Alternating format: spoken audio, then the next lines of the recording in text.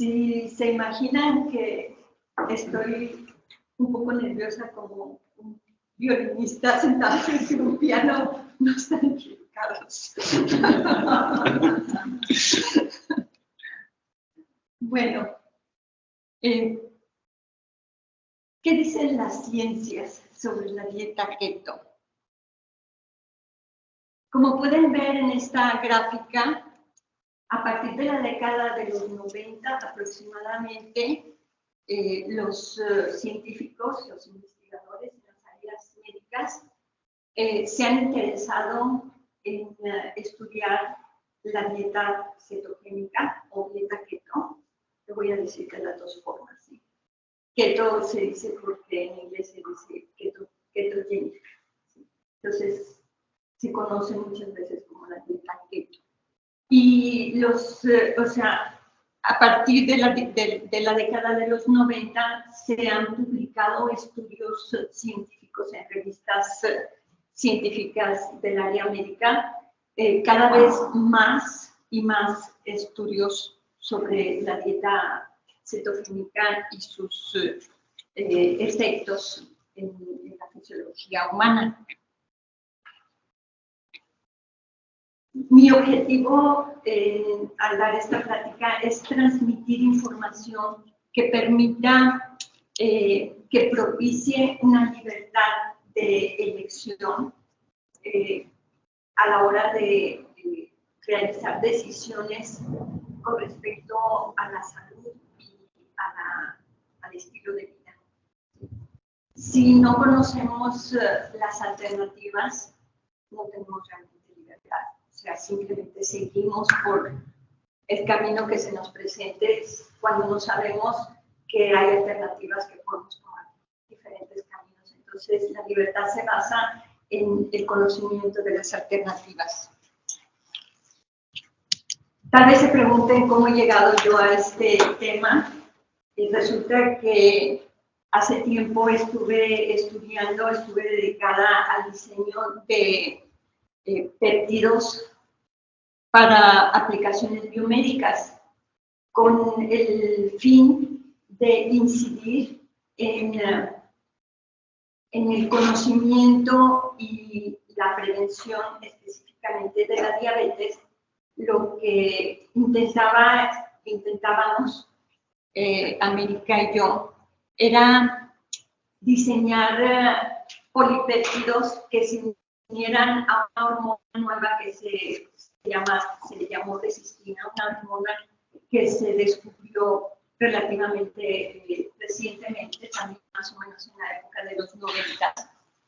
Y lo que queríamos era fabricar nanodispositivos que pudieran detectar la resistina y con eso propiciar el estudio y el entendimiento de esta hormona. Desafortunadamente, nuestro trabajo se quedó en la etapa teórica por falta de recursos. O sea, para hacer trabajos experimentales con la resistina necesitábamos muchísimo dinero.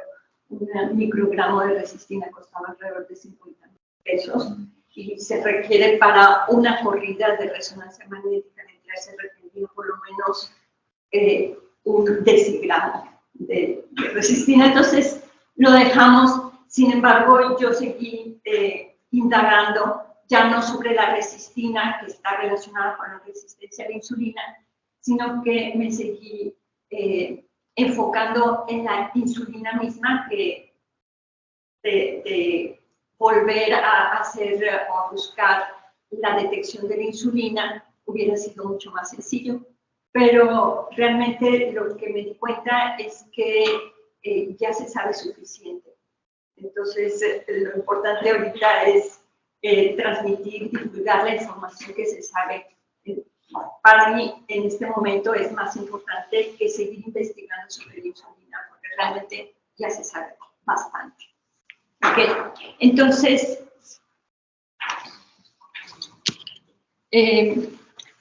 como ven, ya es una gran comunidad que se está enfocando en estudiar la insulina y entender todas las consecuencias de desarrollar resistencia a la insulina. Y bueno, fue así que llegué al tema de la dieta cetogénica. En realidad yo ya había escuchado, y probablemente muchos de ustedes han escuchado sobre la dieta keto. Sí, pero normalmente, últimamente se puso de moda como una dieta para bajar de peso. Entonces, como a mí nunca me ha interesado bajar de peso, no le voy a interesar esta dieta. Pero como ven, la Universidad de Harvard publica una revisión de la dieta keto para bajar de peso, y en muchas universidades hay grupos de investigación que están estudiando los efectos de la dieta cetogénica. Incluso aquí en México, en la Universidad de Nuevo León, hay un grupo de investigadores que está estudiando sobre la dieta cetogénica como un tratamiento para la obesidad. Pero, ¿qué es una dieta cetogénica? Pues una dieta cetogénica es una dieta que induce la cetosis, o sea, que un estado fisiológico de cetosis significa que en nuestra sangre, en el torrente sanguíneo, circulan cuerpos cetónicos en proporciones detectables, ¿ok? Entonces, la cetogénesis, o sea, la dieta, una dieta, o sea, porque no es la dieta cetogénica, sino una dieta cetogénica induce cetogénesis, o sea, induce que el cuerpo produzca cuerpos cetónicos. Okay. ¿Cuándo sucede esto? ¿Cuándo es que el cuerpo produce cuerpos cetónicos? Pues, digamos, lo más natural es en el estado de ayuno. O sea, cuando no comemos nada, hay una transición entre las rutas metabólicas para obtener energía para funcionar. Entonces, cuando no comemos nada, hay una transición entre la ruta metabólica de los carbohidratos a la ruta metabólica de las grasas, y entonces se produce cetogénesis.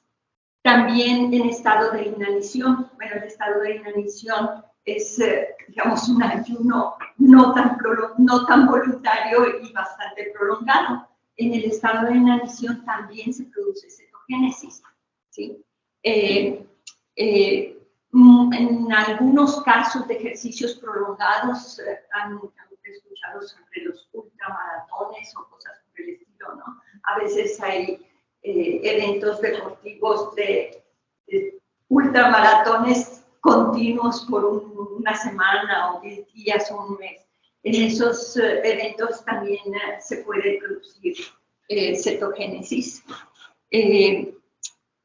Y por último, podemos hablar de la baja ingesta de carbohidratos. O sea, la baja ingesta de carbohidratos produce justamente, si no hay carbohidratos para sacar la energía para el funcionamiento, entonces se realiza la transición de la ruta metabólica de los carbohidratos a la ruta metabólica de las grasas. Aquí tengo también la resistencia extrema a la insulina. Eso no tiene nada que ver con la cetosis terapéutica, eso es una consecuencia de una diabetes completamente descontrolada, y es una causa de alarma, de urgencia, de vida y muerte. Pero no se asusten, la cetosis terapéutica no tiene nada que ver con eso. O sea, la cetoacidosis se da cuando el cuerpo no puede utilizar los carbohidratos porque hay una alta resistencia a la insulina. Entonces, la cetoacidosis se da cuando hay cetogénesis, pero al mismo tiempo insulina muy alta. Eso es un estado completamente patológico. O sea,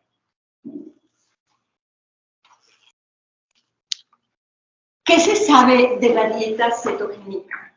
Pues inicialmente tenemos como el ayuno, ¿sí?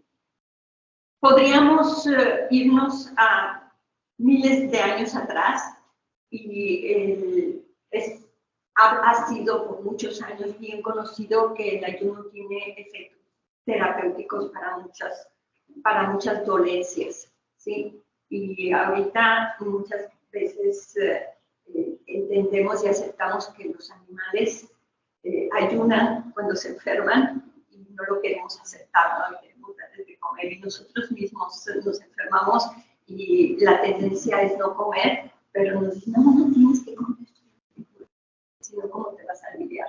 Entonces, bueno, la realidad, si no nos vamos tan lejos, podemos irnos más o menos a un siglo atrás y vemos que hubo personas que empezaron a utilizar el ayuno como terapia para las personas que sufrían epilepsia y con el ayuno podían controlar las convulsiones.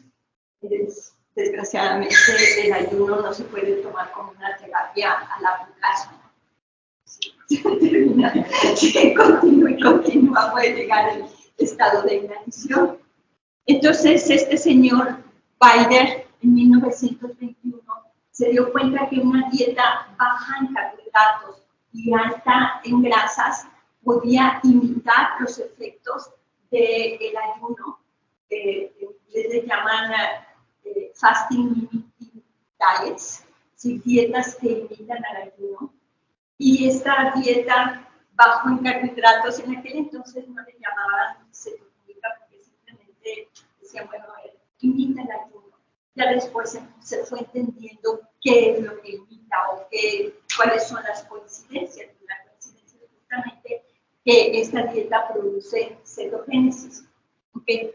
Y entonces, con esta dieta se pudieron controlar las convulsiones en personas epilépticas. Entonces, fue la dieta, fue la terapia normal para las personas epilépticas desde 1921 hasta más o menos 1938, que se desarrollaron las drogas anticonvulsivas. Y a partir de ahí se desordenó un poco la dieta. ¿Okay? Sin embargo, poco a poco se dieron cuenta que hay personas, especialmente niños, que son refractarios a los medicamentos. Entonces, por más medicamentos anticonvulsivos que les daban, no lograban controlar sus convulsiones, su epilepsia. Y en un momento dado, por ahí de la década de los 90, hubo un programa de televisión en el que se presentó la historia de un niño que pudo regresar a su vida normal gracias a una dieta cetogénica. Un niño que no había podido responder a los medicamentos antiepilépticos. Bueno, y a partir de allí empezaron los estudios sobre los efectos de la dieta cetogénica a nivel mundial y regresó la dieta cetogénica a ser parte de la terapia, especialmente para los niños que son refractarios a los medicamentos anticonvulsivos. Por otro lado, a principios del siglo pasado también se empezaba a tratar la diabetes, tanto diabetes tipo 1 como diabetes tipo 2, como con dietas bajas en carbohidratos y altas en grasas. Pero bueno, eso también, igual que en el caso de la epilepsia, cuando se empezó a utilizar la insulina, se olvidaron de las dietas. Entonces, en 1972 surgió la dieta Atkins. A lo mejor algunos de ustedes han escuchado sobre esa dieta, que es una dieta justamente baja en carbohidratos, alta en grasas. Es una dieta cetogénica.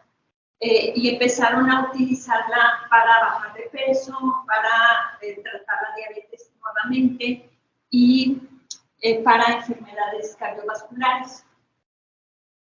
La dieta Atkins al final se corrompió un poco porque, como les digo, la dieta cetogénica no necesariamente es una dieta sana. O sea, la dieta cetogénica produce produce cetogénesis, o sea, va a producir cetosis.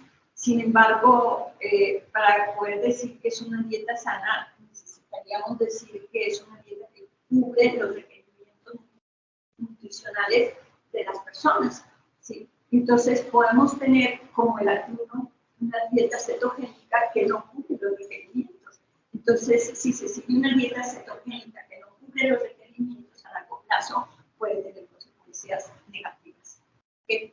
Entonces, bueno, la dieta Atkins se convirtió en una dieta que muchos seguidores tenían consecuencias negativas porque se convirtió en una dieta de alimentos procesados. Empezaron a vender productos Atkins. ¿Sí? Y bueno, como les decía, en la década de los 90, gracias a este programa de televisión de la NBC, vuelve al panorama científico la dieta cetogénica. Entonces, nuevamente, la dieta cetogénica significa que es una dieta que propicia o promueve la cetosis, o sea, la producción de cetonas, y lo que nos vamos a enfocar ahora es que en una dieta baja, o sea, es una dieta baja en ingesta de carbohidratos. ¿Okay? Ahora, ¿por qué se produce esta cetogénesis? Ya vimos cuándo, ahora, ¿por qué? Resulta, todos sabemos, que de nuestra alimentación obtenemos las fuentes de energía. Nuestra alimentación consiste en macroelementos, macroproteínas y micronutrientes. Ajá. Los macronutrientes son los carbohidratos, las grasas y las proteínas. ¿Sí? Tanto de los carbohidratos como de las grasas y de las proteínas podemos obtener energía.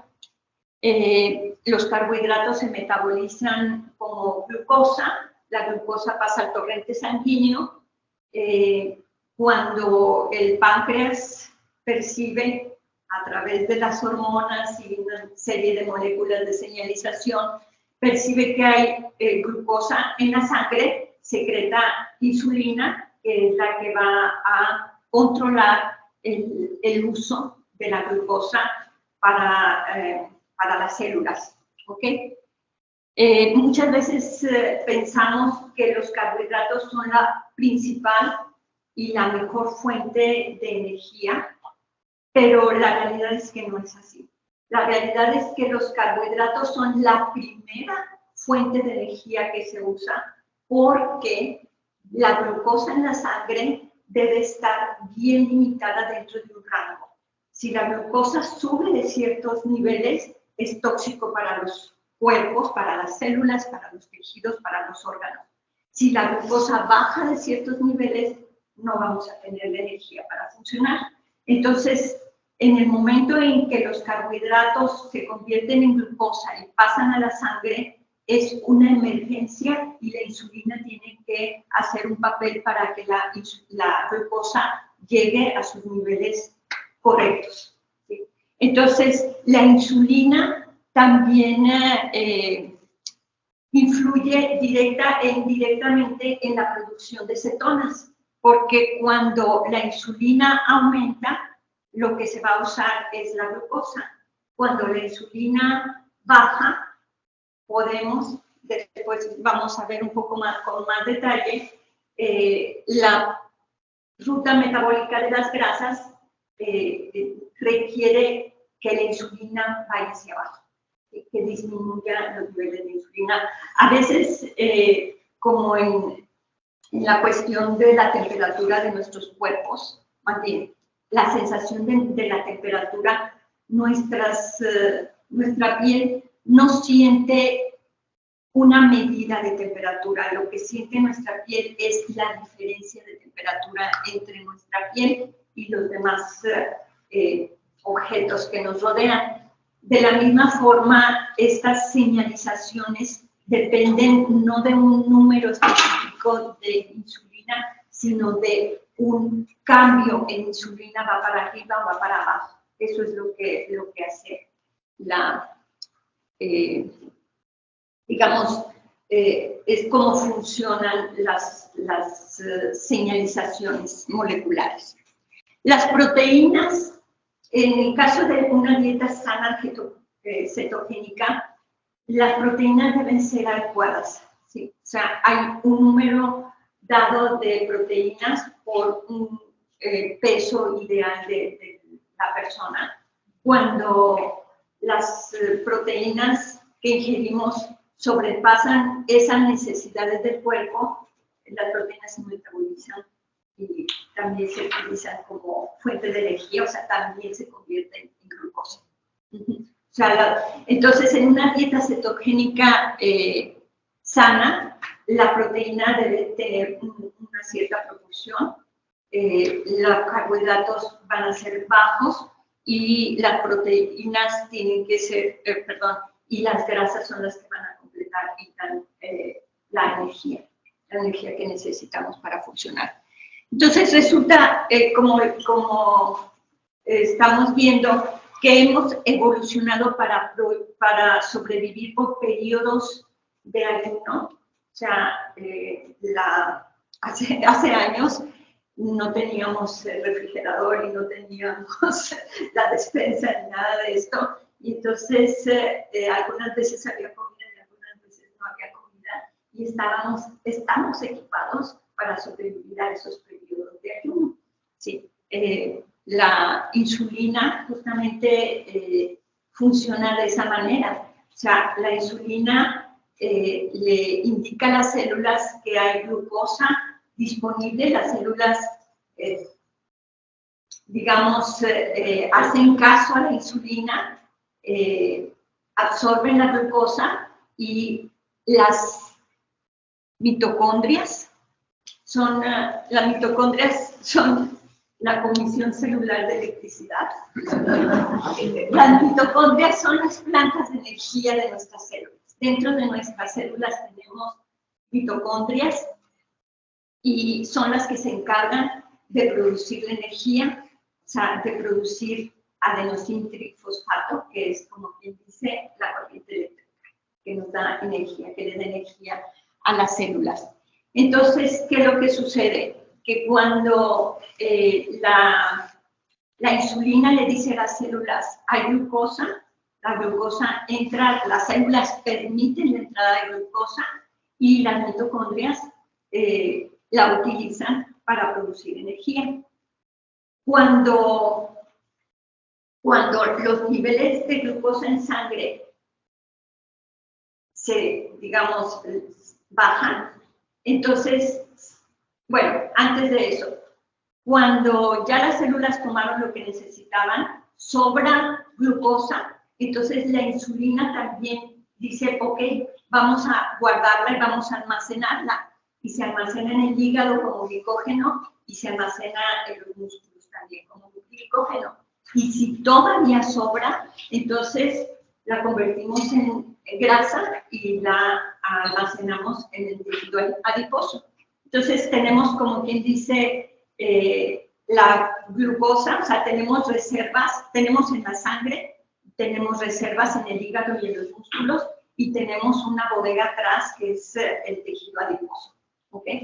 Entonces, cuando hace falta glucosa, primero que nada se va y se busca en la despensa, o sea, el glicógeno en el hígado y en los músculos. Y si se acaban las reservas de glicógeno en el hígado y en los músculos, entonces se recurre a la bodega donde tenemos grasa.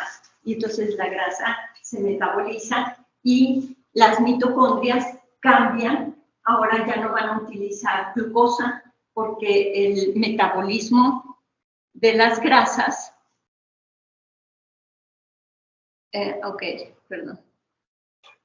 metabolismo de las grasas produce justamente las cetonas y son las cetonas las que van a utilizar la mitocondria para producir energía. ¿Okay? La mitocondria son los organelos que están dentro de las células, pero es importante saber que no es nada más, su función no es solamente producir energía, también tiene otras funciones muy importantes como son la regulación de la inmunidad, la autofagia, o sea, cuando las células ya no sirven, hay que matarlas y hay que reciclarlas.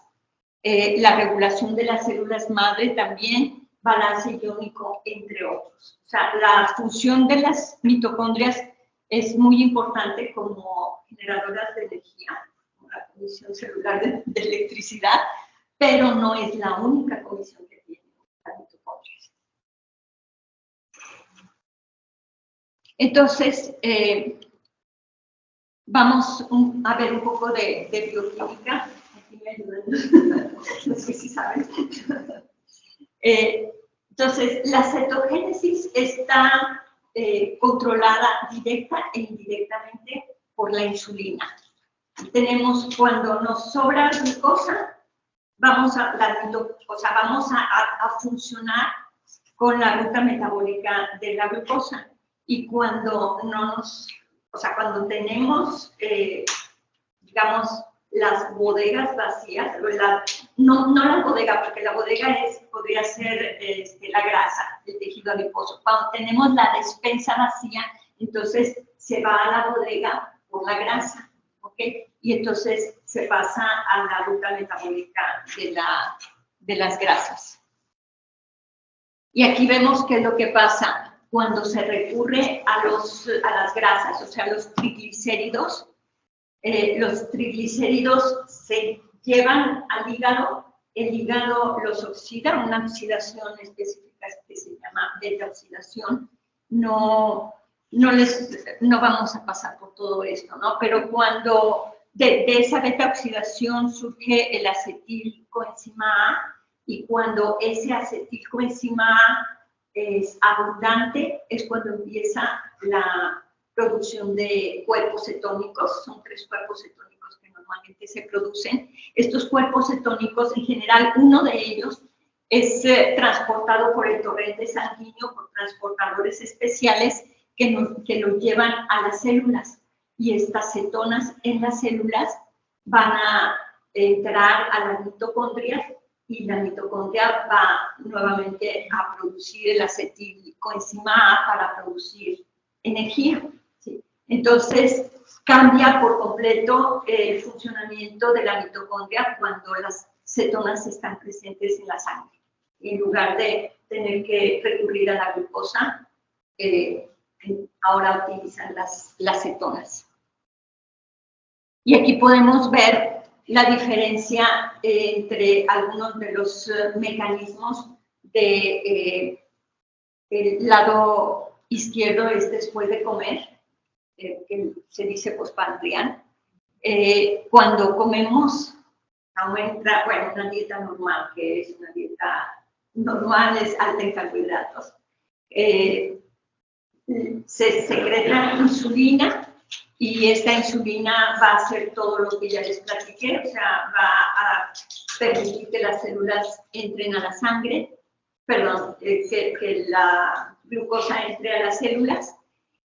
Además, va a permitir que la glucosa en exceso se guarde, ya sea en la despensa o en la bodega de atrás.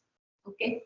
Sin embargo, cuando estamos en ayuno, en lugar de que el páncreas secrete insulina, va a secretar glucagón, que es el que dice, cuidado, no queremos que el azúcar se nos baje, porque nos vamos a sentir muy débiles, porque no tenemos energía para funcionar. Entonces el glucagón dice, vamos por las reservas, ¿okay? Para mantener los niveles de azúcar en el rango adecuado. Y estos mismos procesos impiden la formación de grasas. O sea, si se fijan del lado izquierdo, hay una ruta que la lipogénesis es cuando se está produciendo grasas y se está guardando en el tejido adiposo. Del lado derecho, esa ruta ya está cerrada. O sea, cuando hay ayuno, ya no se va a producir grasa. Al contrario, se va por las reservas al tejido adiposo. Entonces, a nivel celular, las cetonas promueven biogénesis, o sea, no solo se usan para producir energía, sino que las mitocondrias, cuando entran en la ruta metabólica de las cetonas, tienen, digamos, entran en un funcionamiento diferente. ¿Sí? Las mitocondrias, o sea, se promueve la biogénesis, o sea, se van a multiplicar más. Y como se van a multiplicar más, va a haber más energía, va a haber más producción de ATP, va a haber más energía. Se reduce además la producción de especies oxidantes. Como dije ya, aumenta la producción de ATP. También influyen, o sea, también las cetonas tienen efectos antiinflamatorios, o sea, influyen y mejoran cuando hay problemas de gota, de artritis o problemas de enfermedades cardiovasculares. Y algo muy interesante también, que inhiben la proliferación de las células cancerígenas, porque resulta que las células cancerígenas dependen completamente de la glucosa. Entonces, cuando estamos en la cetosis, la glucosa está, digamos, es como un tesoro, vamos a usarla solamente para lo más necesario. Y las células cancerosas van a estar compitiendo con esas necesidades del cuerpo de tener la glucosa en los niveles adecuados, mientras las células normales están completamente relajadas porque tienen las cetonas para utilizar para producir su energía. ¿Okay? Entonces, bueno, allá estaban los efectos de las cetonas a nivel celular. También aquí podemos ver, por ejemplo, los efectos de las cetonas a nivel metabólico. Este es un artículo, no lo vamos a leer nada más, pero les voy a platicar todo lo que dice en bueno, no todo, pero los efectos principales que se mencionan en este artículo. Antes se pensaba que las cetonas eran un subproducto del metabolismo de las grasas, que eran basuras, no sirven para nada, simplemente es un subproducto. Y a partir de que se está estudiando y entendiendo los efectos de las cetonas en nuestro cuerpo, en nuestra fisiología, pues la perspectiva es completamente diferente. Ahora las cetonas son un tesoro.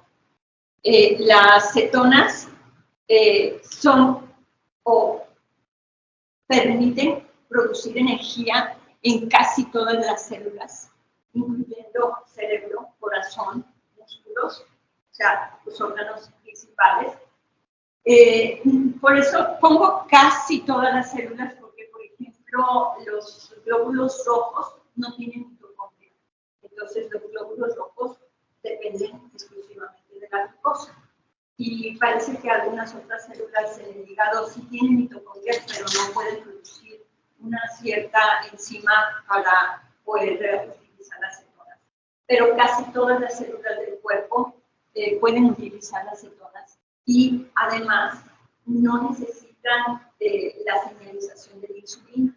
O sea, por ejemplo, en casos en los que en el cerebro se ha visto que hay partes del cerebro que ya están apagándose porque no pueden, ya sea por los transportadores de glucosa que no pueden cruzar la barrera encefálica o por algún otro motivo, cuando se les da una dieta cetogénica, cuando no hay cetonas disponibles, las neuronas que se estaban yendo de hambre, o sea, no tenían energía, vuelven a funcionar, vuelven a aprenderse. Esto se ha visto en estudios con imágenes de resonancia magnética nuclear. Bueno, las cetonas también son moléculas biomarcadores que intervienen en procesos fisiológicos de relevancia, como la inflamación, el estrés oxidativo. Las cetonas alteran procesos bioquímicos en las mitocondrias, por lo tanto, alteran la fisiología de las células, mejorando el funcionamiento. Y también se está estudiando últimamente cómo las cetonas exógenas como terapia para problemas de inicios de problemas cognitivos. ¿Qué son cetonas exógenas? Pues que a veces no se quieren esperar o no pueden con pacientes con problemas de demencia o de algún otro tipo, que no les pueden poner en una dieta cetogénica o quieren apurar los efectos de las cetonas, les dan cetonas exógenas. O sea, toman cetonas. O sea, algo que imita las cetonas naturales. Las cetonas también evitan el consumo de los músculos. O sea, cuando estamos en una dieta cetogénica, muchas veces dice la gente es que vas a perder músculo. No, las cetonas ahora, digamos, salvan el músculo, señalan que lo que hay que usar para energía son las grasas, no los músculos. Entonces, en realidad, una dieta cetogénica no es una dieta para bajar de peso, sino es una dieta para llegar al peso correcto. O sea, las personas con bajo peso pueden aumentar y las personas con alto peso pueden bajar, si eso es lo que su cuerpo necesita. Las cetonas inducen cambios directos y favorables en las células musculares. O sea, no solo permiten que se ahorren los músculos, sino que producen cambios en las células de los músculos de manera que funcionan mejor. Ya habíamos dicho que reducen el estrés oxidativo y además esto que también un poco ya lo mencioné, las cetonas son el combustible de preferencia para el cerebro. O sea, habiendo cetonas, el cerebro prefiere cetonas. O sea, las mitocondrias del cerebro prefieren. Casualmente, no sé si saben, las grasas, los ácidos grasos de cadena media se convierten en cetonas en el cuerpo sin tener que ser metabolizados por el hígado. Entonces, por decirles algo, el aceite de coco tiene un cierto porcentaje de ácidos grasos de cadena media. Entonces, también a lo mejor por ahí han escuchado o han visto que se vende MCT oil, son ácidos grasos de cadena media, que se convierten en cetonas inmediatamente. O sea, sin entrar en cetosis, sin que el cuerpo entre en la ruta metabólica de las grasas, eso se convierte en cetonas. Y casualmente la leche materna tiene ácidos grasos de cadena media. O sea que los bebés alimentados con leche materna están alimentando su cerebro con cetonas. Bueno, aquí está la lista de referencias de ese artículo que acabo de poner, por si les interesa, luego se las puedo pasar. Y bueno, entonces regresamos, más bien llegamos a que lo que pasa cuando tenemos dos rutas metabólicas, pero solamente utilizamos una, ¿sí? Por cuestiones culturales, como tenemos dos brazos, ¿no? Imagínense que por cuestiones culturales usamos una ropa que nos amarra uno de los brazos y nomás usamos uno. ¿Qué es lo que pasa? Pues pasan muchas cosas, ¿no? Primero que nada, tenemos más posibilidades de cansarnos y de dañar el único brazo que estamos usando. Por otro lado, el que no usamos se atrofia. Por otro lado, ¿cuáles son las funciones de este otro brazo que tengo aquí sin usar? O sea, no solo tiene la función de agarrar, o sea, de utilizar la mano, sino tiene otras funciones, ¿no? O sea, el equilibrio al correr, el equilibrio de la rectitud de mi columna vertebral, muchas otras funciones. Bueno, pues así pasa con nuestras rutas metabólicas. Tenemos dos rutas metabólicas y por cuestiones culturales estamos acostumbrados a utilizar solamente la ruta metabólica de los carbohidratos. Y la otra ruta metabólica para la cual estamos completamente equipados, la tenemos atrofiada en general. No siempre, pero en general.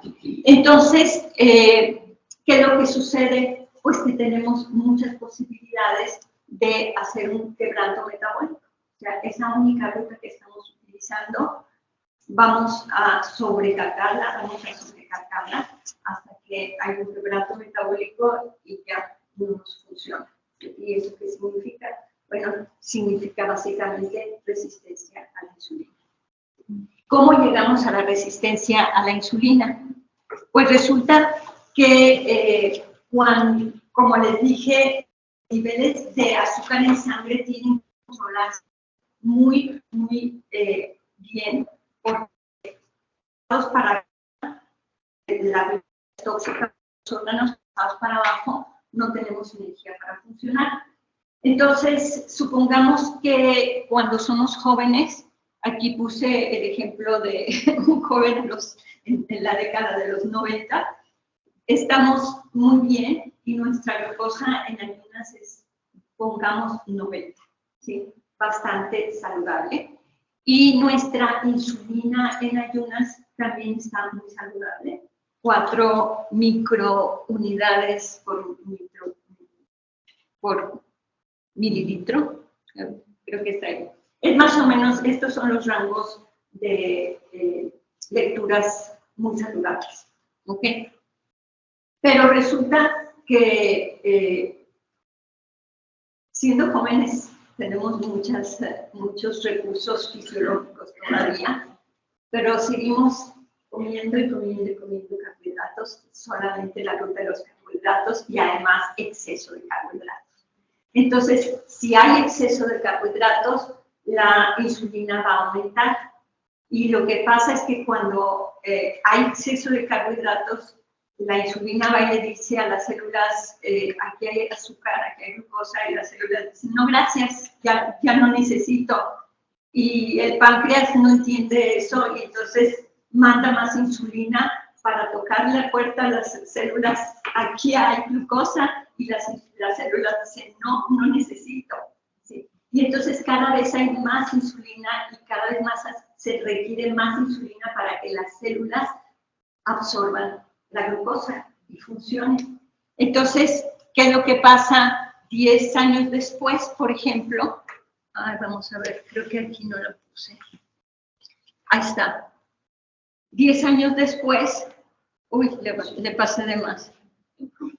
Ok. En el 2000. se va todo. Se va dejando. No lo sale bien. Bueno, lo que resulta es que, como ven, 10 años después los niveles de insulina siguen bien, pero los niveles de glucosa siguen bien, pero ahora los niveles de insulina están más altos. ¿Sí? Y otros 10 años después los niveles de glucosa siguen bien. Y uno va y le toman análisis de sangre y estoy muy bien, pero no nos toman la medida de la insulina. ¿Sí? Y eso es lo que deberíamos hacer, medir nuestra insulina. De hecho, en los reportes de laboratorio dicen que la insulina, los rangos normales de la insulina van como de 4 a 23, pero los estudios actuales, o sea, esos son normales. ¿Qué quiere decir? Que es lo normal en la población. La población le quitan simplemente las polas, ¿no? Pero eso es lo normal. Quiere decir que la realidad es que lo normal es que seamos resistentes a la insulina, que ya los estudios nos dicen que un nivel de insulina arriba de 8 ya es resistencia a la insulina, o sea, ya es un quebranto metabólico grave. Ajá. Entonces, resulta que 10 años después, los niveles de glucosa son los mismos, pero la insulina aumenta hasta que ya no puede más y entonces empieza a aumentar también la glucosa y luego ya rápidamente pasamos a ser diabéticos. Entonces, en realidad, si queremos prevenir la diabetes o queremos prevenir problemas metabólicos, que no solo es la diabetes, muchas personas no tienen y nunca llegan a la diabetes, pero llegan a tener problemas metabólicos muy fuertes. Entonces, hay que controlar la insulina, hay que saber en qué niveles estamos de insulina en ayunas. ¿Okay? Entonces, tenemos pues aquí ya hay estudios en donde se están centrando en ver realmente qué es lo que está atrás de la resistencia a la insulina y dejar de echarle la culpa a otras cosas como el colesterol o el exceso de calorías. Y bueno, ya para terminar, les voy a pasar algunos artículos, o sea, vamos a pasar por encima de algunas publicaciones médicas que nos dicen cuáles son los efectos de una dieta cetogénica a nivel de metabolismo. Por ejemplo, aquí empiezan dando porcentajes de lo que es una dieta cetogénica en cuestión de macronutrientes. Como les dije, una cosa es que por la distribución de macronutrientes se produzca la cetogénesis y otra cosa es que la dieta sea sana y que contenga todos los micronutrientes que necesitamos para vivir bien. ¿Okay? Aquí vemos, ahora sí voy a voltear para atrás un poco, aquí vemos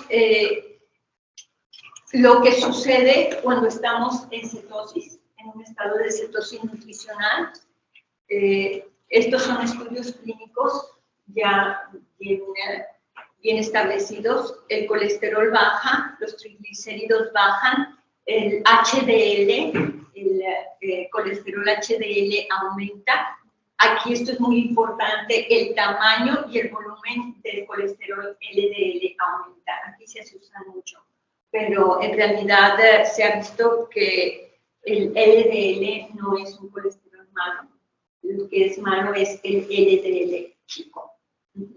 Entonces, en este caso, o sea, en una dieta cetogénica aumenta el tamaño y el volumen del colesterol LDL y bajan los factores de crecimiento tumoral. También, ¿qué otra cosa? Aumenta la sensibilidad a la insulina, o sea, se revierte poco a poco la resistencia a la insulina, aumenta la producción de energía, ATP, por las mitocondrias,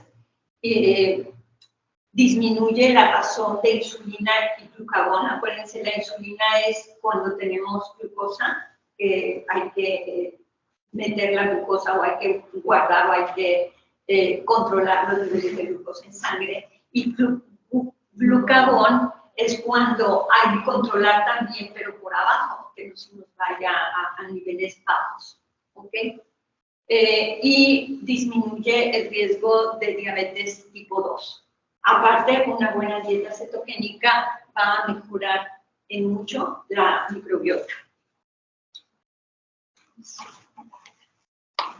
Aquí no vamos a pasar por todo lo que está en medio, pero es un poco los posibles mecanismos por los cuales la dieta cetogénica es una dieta terapéutica en casos de diabetes tipo 2, en casos de obesidad, en casos de hígado graso no alcohólico y en casos de síndrome de ovario poliquístico. O sea, todos estos son, a fin de cuentas, patologías que tienen su origen en un quebranto metabólico, o sea, en la resistencia a la insulina.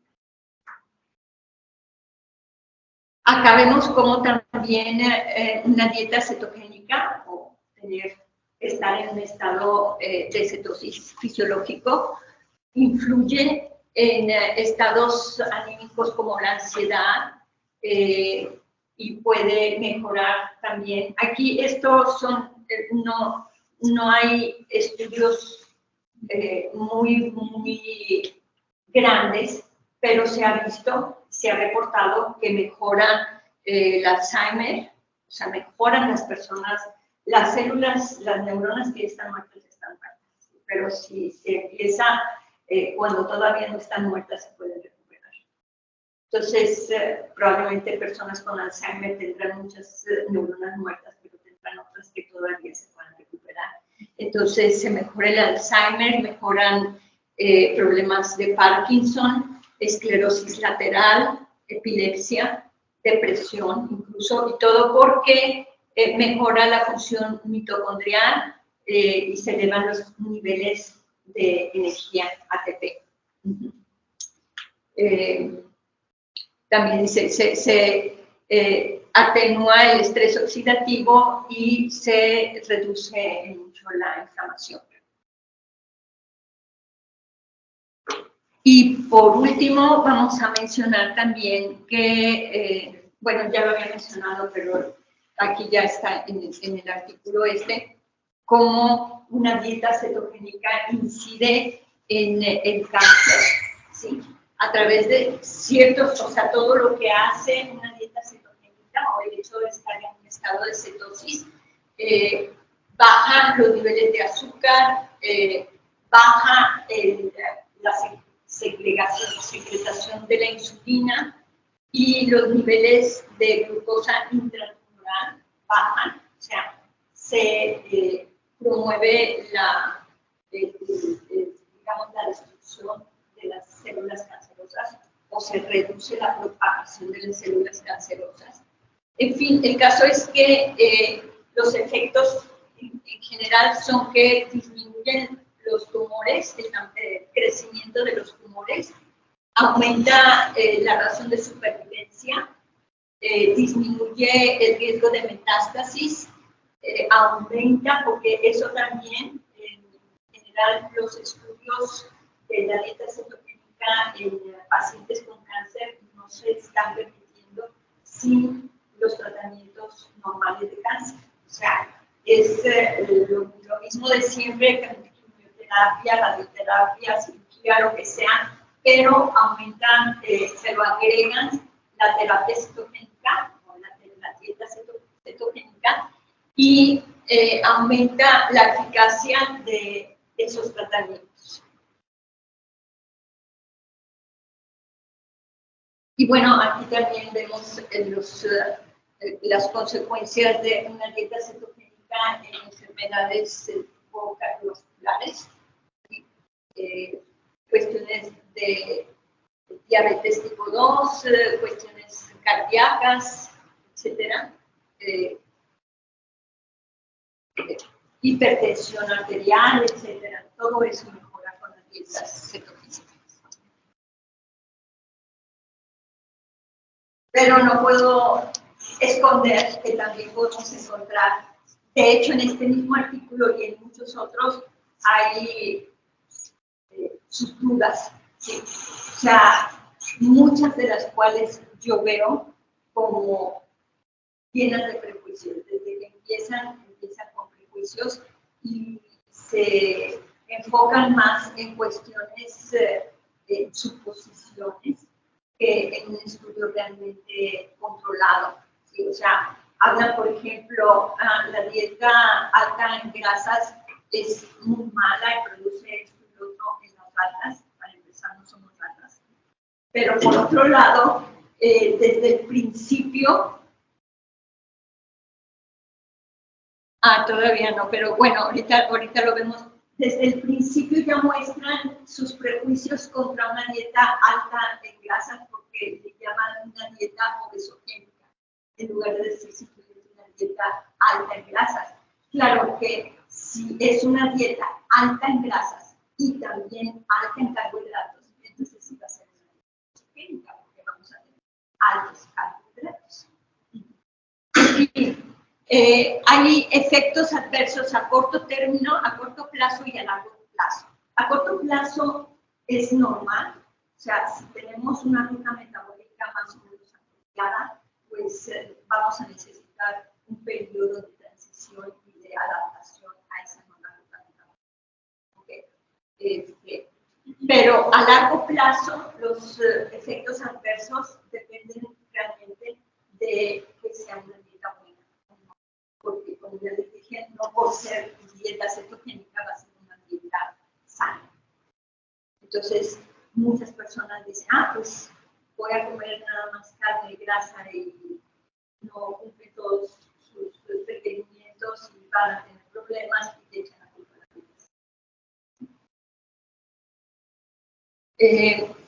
Aquí vemos, por ejemplo, un estudio sobre la prevención de diabetes tipo 2 un estudio piloto a 2 años con resultados muy favorables.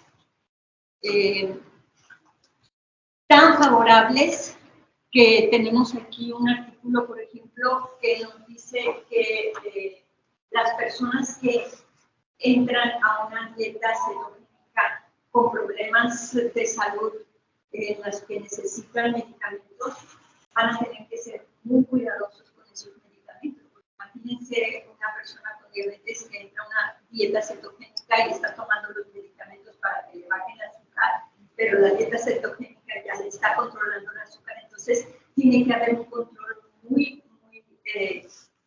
delicado para ir disminuyendo y ir cambiando las dosis de los medicamentos. Esto es muy importante y bueno, también hay en la literatura sugerencias y estudios sobre esto. Aquí tenemos como otro estudio sobre el tratamiento de hígado graso no alcohólico con dieta cetogénica y otra dieta que es una dieta que restringe las calorías 2 días a la semana, o sea, casi como hay unos 2 días a la semana. Por el estilo, con muy buenos resultados.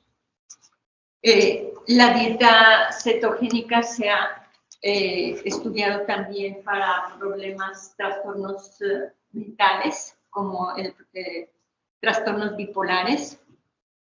Aquí este es un estudio de pacientes internados en hospitales psiquiátricos que muestran en general bastante, y es un estudio a muy corto plazo, o sea, menos de 3 meses, y ven cómo se está reduciendo la cantidad de los medicamentos de las personas internadas en el hospital. Bueno, aquí simplemente dice eso, ¿no? Que la dieta cetogénica es una dieta simple, accesible y que vale la pena considerar como una estrategia para el tratamiento de problemas serios de ánimo, ¿sí? O sea, problemas de depresión o bipolar y enfermedades de tipo psicótico. Acá vemos otro estudio sobre los efectos de las cetonas cuando se presenta inicialmente problemas cognitivos. ¿Sí? Y este es un estudio en el que les dan cetonas exógenas y también nuevamente ven y hacen imágenes de resonancia magnética y ven cómo se iluminan zonas del cerebro que estaban apagadas o apagándose. Aquí tenemos un libro del señor Christopher Palmer, que es un psiquiatra egresado de Harvard, que propone una nueva teoría para los problemas de salud mental. Dice, los problemas de salud mental también son problemas metabólicos. Y luego, el cáncer. El cáncer también es un problema metabólico, o sea, nos hemos convencido de que el cáncer es un problema genético, ¿no? Y que si tenemos los genes o no los tenemos, y cruzamos los dedos de que no nos vaya a tocar, o que no nos hayan tocado los genes que al ratito nos van a dar cáncer. Pero resulta que hay una nueva teoría, que el cáncer en realidad es un problema metabólico, no es una enfermedad genética. Y hay un experimento muy interesante que hace este señor, Thomas Seyfried, es hasta donde yo sé el especialista el que más está proponiendo esta teoría o está promoviendo más esta teoría de que el cáncer es una enfermedad metabólica. Y lo que hacen es in vitro, o sea, estos son estudios in vitro, una célula normal se reproduce y da 2 células normales. ¿Sí? Una célula de un tumor se reproduce y da 2 células de un tumor. Pero si el cáncer fuera una enfermedad genética, a una célula normal le ponemos el núcleo donde está la información genética de una célula de tumor.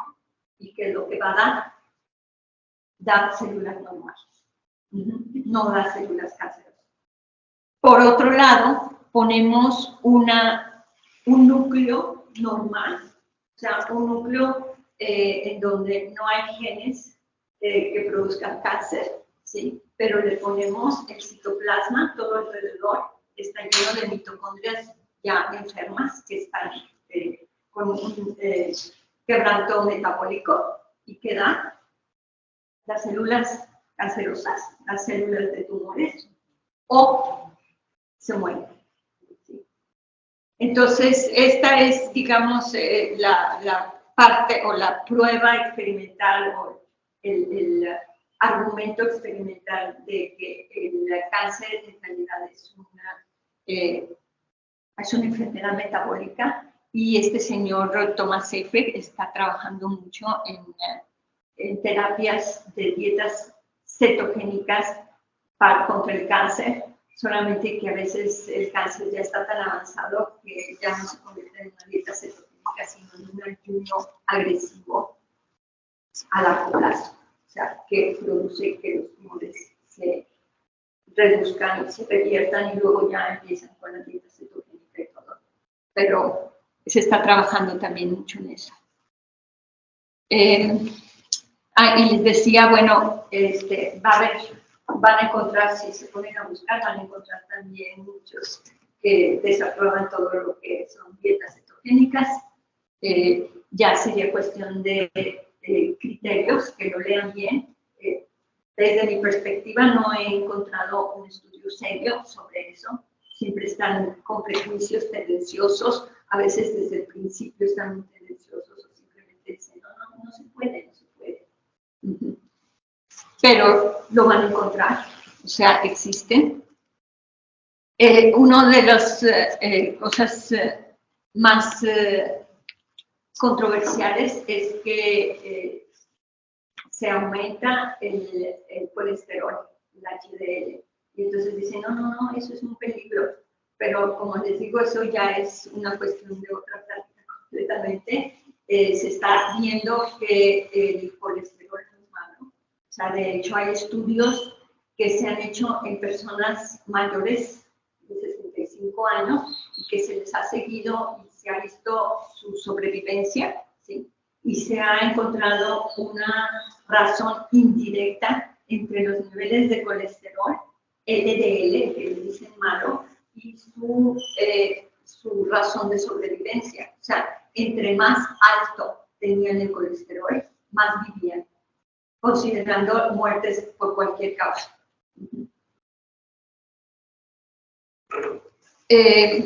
Bueno, aquí es que les comentaba, que hasta le pone, en lugar de decir una dieta alta en grasas, le dicen obesogénica alta en grasas.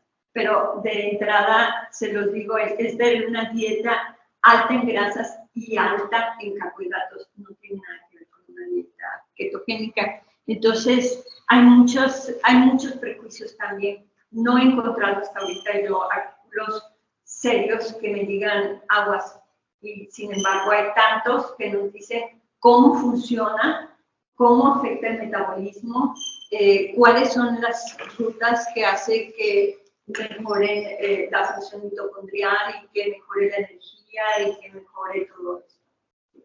Entonces, bueno, y no nos olvidemos que también a los científicos a veces acercan dinero para publicar,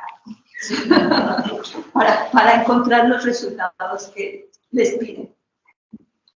Y si se preguntan de dónde vienen las recomendaciones que hemos aprendido acerca de lo que es una buena dieta, en estos dos libros pueden encontrar un montón de historia y de antecedentes de cómo hemos llegado o cómo ha llegado la Organización Mundial de la Salud o las instituciones de Estados Unidos y luego en México, que las adoptamos en todo el mundo, a decir qué es bueno, qué dieta es buena y qué dieta no es buena, y resulta que no van a encontrar bases científicas en todas esas recomendaciones que nos sabemos casi de memoria. y que como quiera nos seguimos. En fin. Creo que es todo.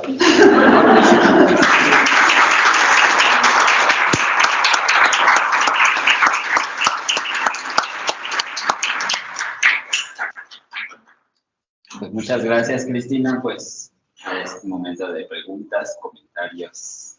Adelante. A ver, sí. Primero, gracias por el concierto de piano.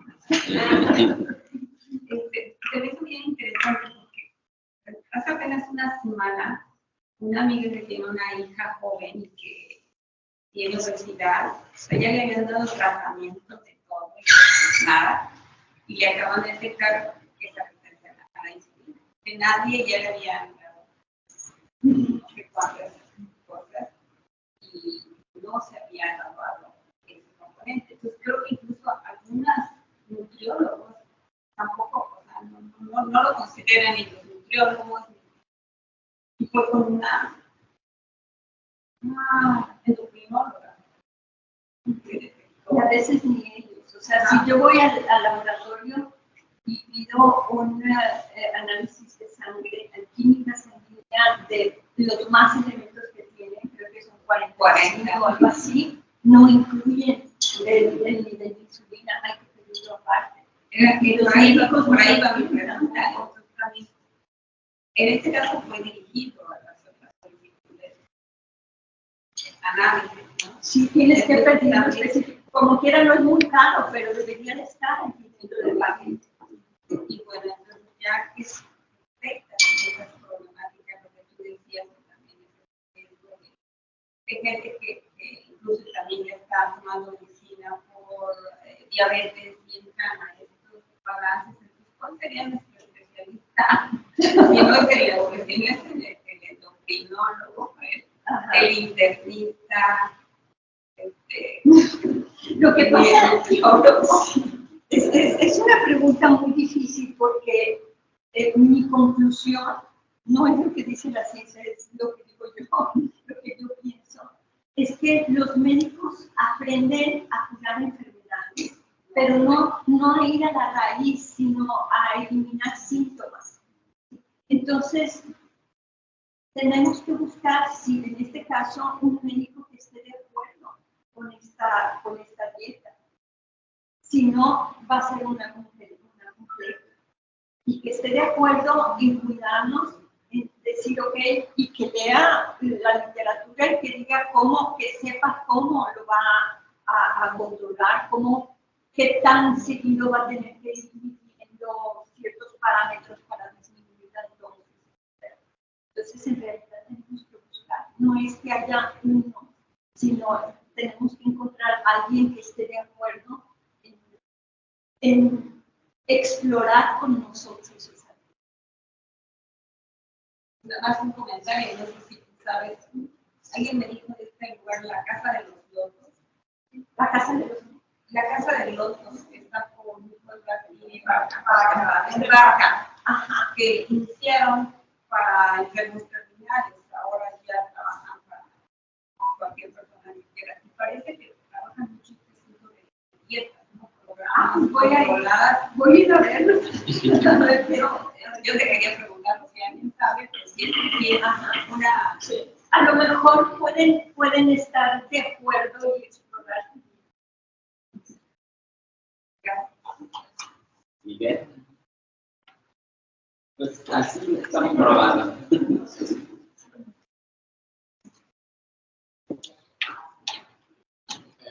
Pero bueno, llegué tarde, no escucharla, pero me llama mucho la atención. Yo creo que sí, hay que hablar del tema, ¿no?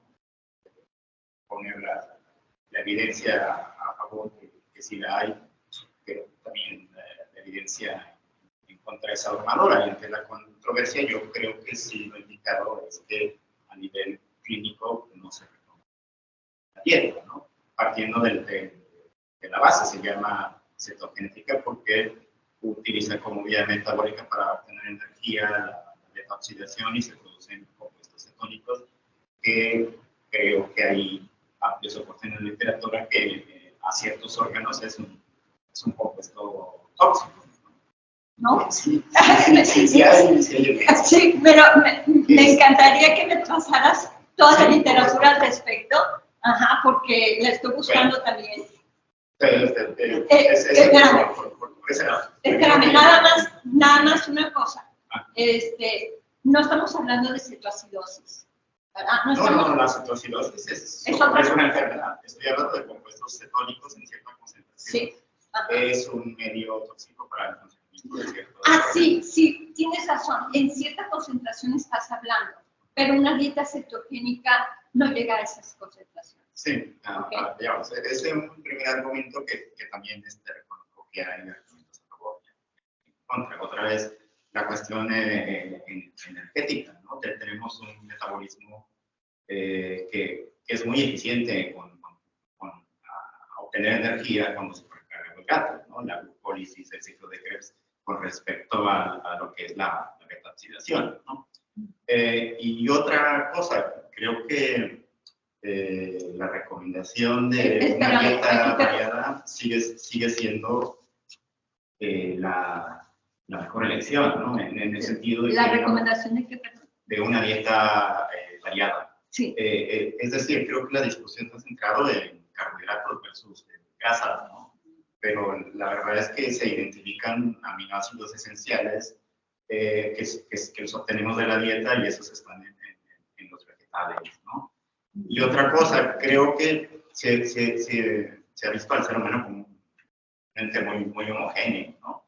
Pero la verdad es que hay como una coevolución con la dieta, ¿no?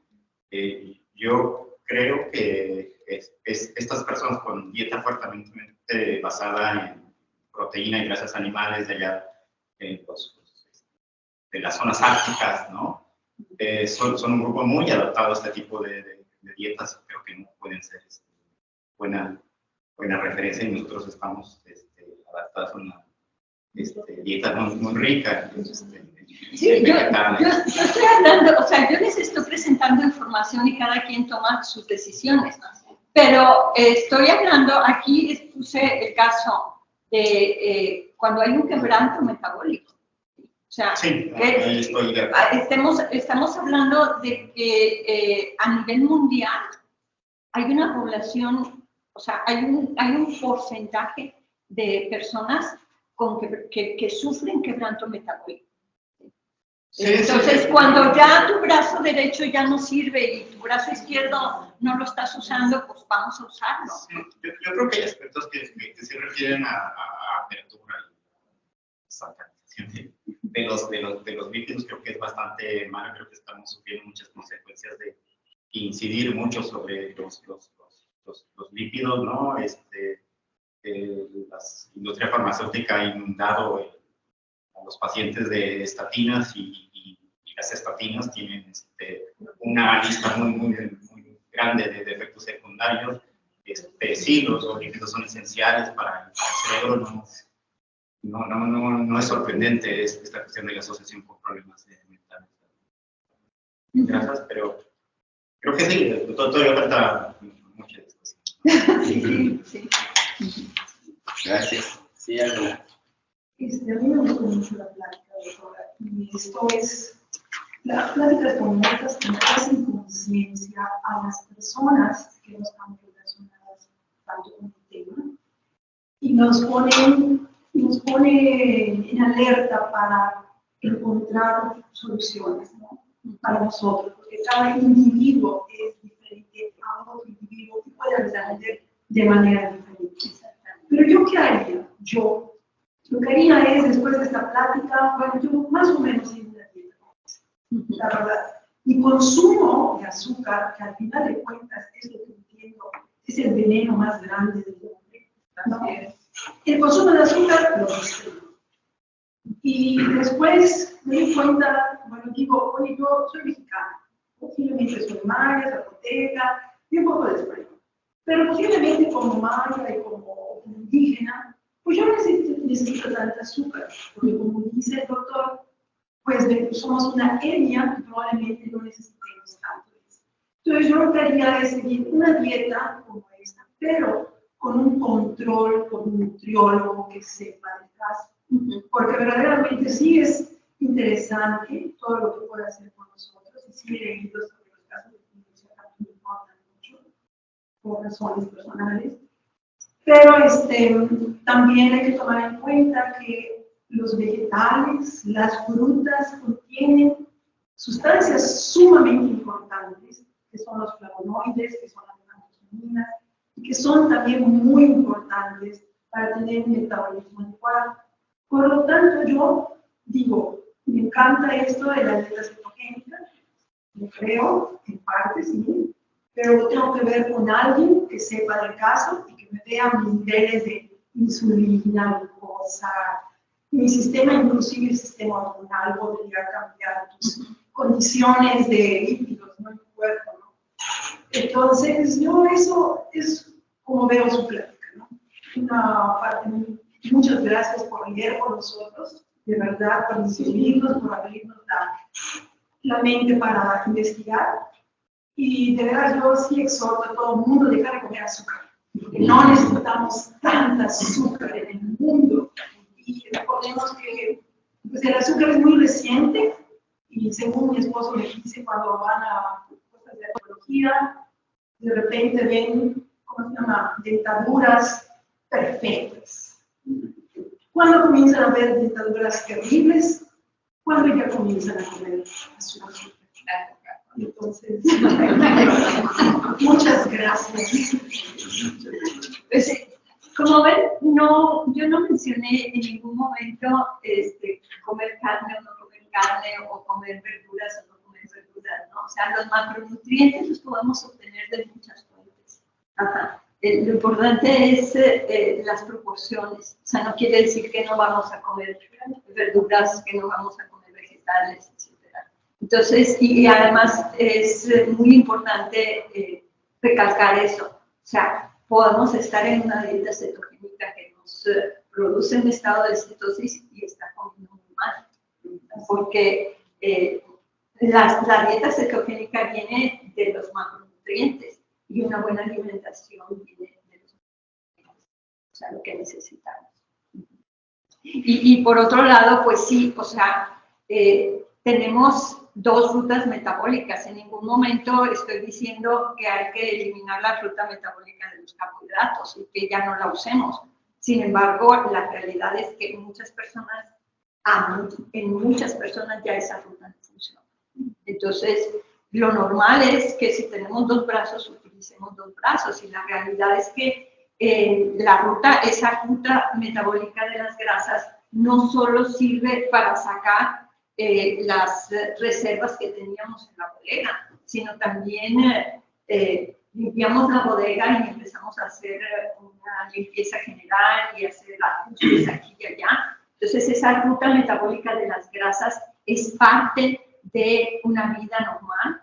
O sea, algunas veces hay mucha comida y almacenar la comida no es malo, o sea, es parte de nuestra fisiología, pero también parte de nuestra fisiología es de vez en cuando hacer una limpieza general, ¿no? O sea, pasar a otra ruta metabólica. Otra pregunta, Sí, me llama la atención que aquí en Yucatán, ¿no? Pues hay mucho suicidio, muchísima depresión, muchísimos problemas psiquiátricos, sobre todo en gente muy joven, ¿no? Y la verdad es muy interesante comprender si hay una relación entre, observa un ratito y qué es lo primero que vas a ver. 1 litro o 2 litros o 3 litros de Coca-Cola. Es lo primero que toma la gente. Hay una ingesta calórica de ese tipo de azúcares, ¿no? Que ya ellos ya reemplazan las frutas y todo por Coca-Cola más alcohol, más calorías.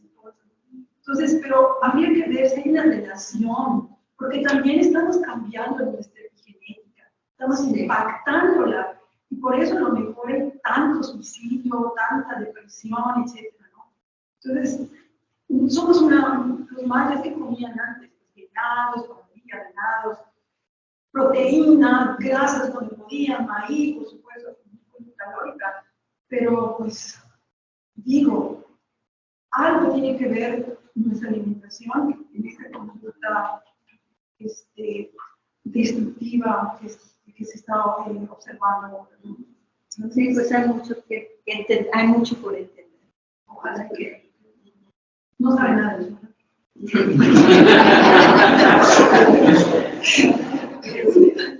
Bueno, mi nutriólogo decía hace muchos años que tenía su teoría, pues, porque el suicidio viene incluso desde tiempos prehispánicos.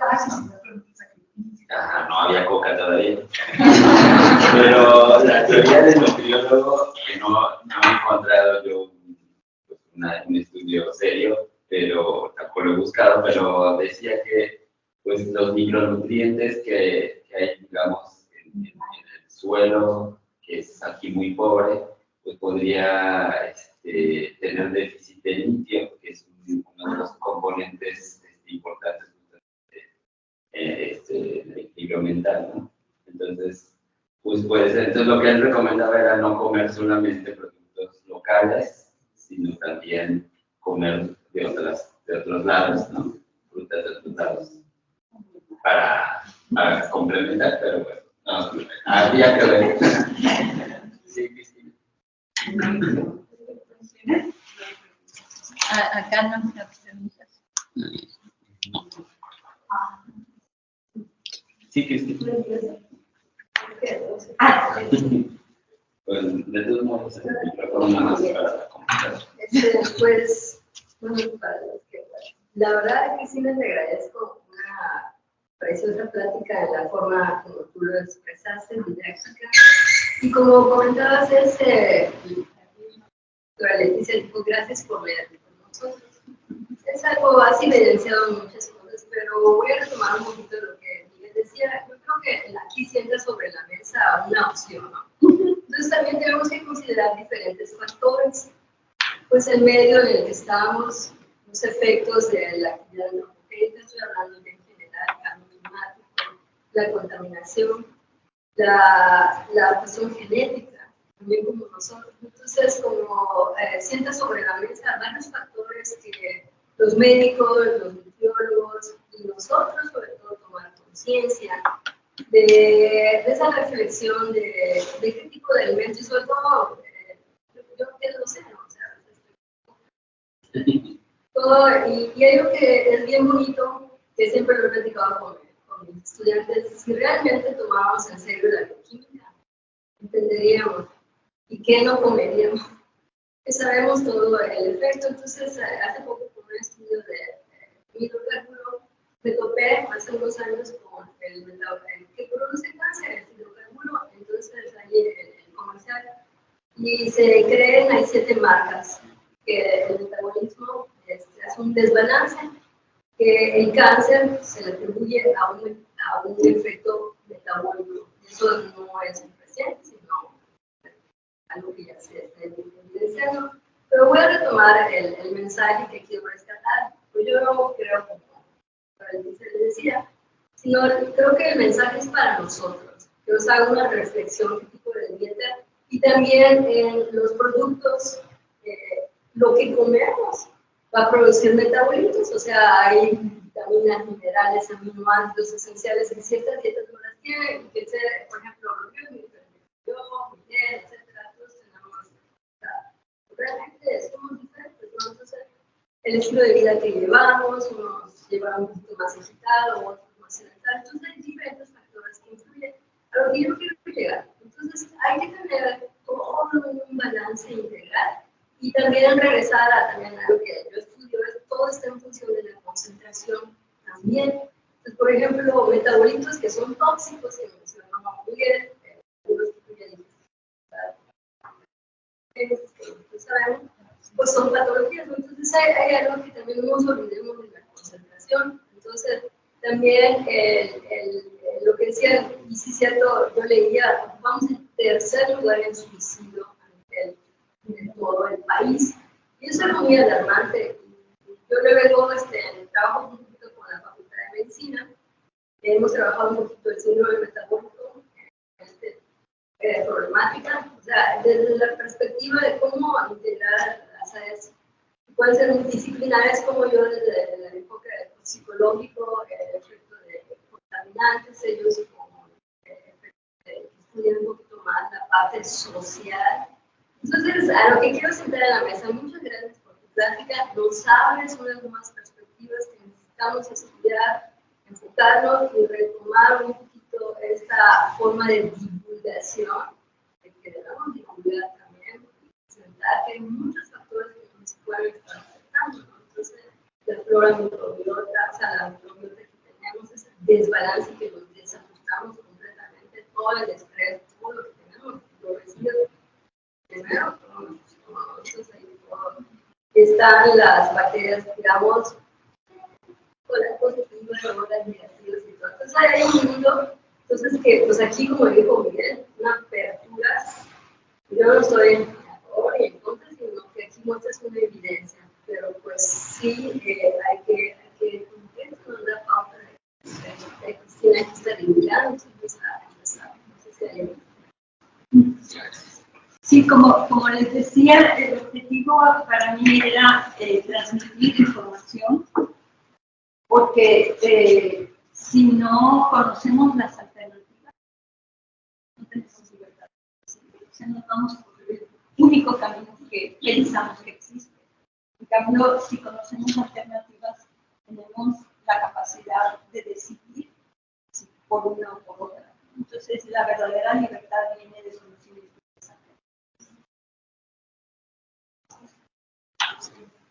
Bueno, pues no sé si alguien más quiera comentar. Pues nada más felicidades. Yo creo que como dice el objetivo, es el que quería ver que cada quien está con libertad, ¿no? Y creo que fue de veras muy didáctica tu exposición, porque aunque la gente decida o no decida dieta o cual dieta, ya le quedó yo creo que más claro cómo es el funcionamiento del metabolismo de la glucosa, cómo actúan los carbohidratos grasas, y ya cada quien decide qué es lo que quiere comer.